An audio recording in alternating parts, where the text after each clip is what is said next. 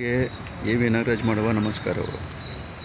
ಈಗ ತಮ್ಮಲ್ಲಿ ತಿಳಿಸುವುದೇನೆಂದರೆ, ಮೈಸೂರಲ್ಲಿ ಉಸ್ಮಾನ್ ಗೋಬಿ ಅದು ಆರೋಗ್ಯಕ್ಕೆ ಹಾನಿಕರವಾದಂಥ ಪದಾರ್ಥಗಳನ್ನ ಬಳಸಿ ತಮಗೆಲ್ಲ ರುಚಿ ಕೊಟ್ಟು ಅವರು ಪ್ರಚಾರ ಮಾಡಿಸ್ಕೊಳ್ತಾ ಇದ್ದಾರೆ ಅಂತ ಅನುಮಾನ ಇದೆ.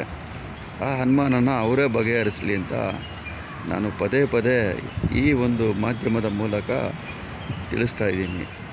ಅವರು ಮಾಡಲಿಲ್ಲ, ಯಾವುದೇ ರೀತಿ ಒಂದು ಕ್ರಮ ತಗೊಳ್ಳಿಲ್ಲ ಅಂದರೆ ನಾವೇ ಕಾನೂನಿನ ಪ್ರಕಾರ ಏನು ಕ್ರಮ ತಗೊಬೇಕು ಅದನ್ನು ಕೂಡ ಮುಂದಿನ ದಿನಗಳಲ್ಲಿ ತಗೊಳ್ತೀವಿ ಅಂತ ತಿಳಿಸ್ತಾ ಇದ್ದೀವಿ.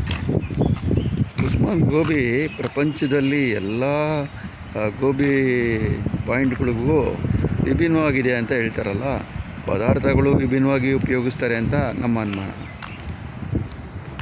ಯಾಕೆಂದರೆ ತಿನ್ನೋರ ಮೇಲೆ ಆರೋಗ್ಯಕ್ಕೆ ಯಾವುದೇ ರೀತಿಯ ಹಾನಿಕರ ಆಗಬಾರ್ದು ಅನ್ನೋ ಉದ್ದೇಶ.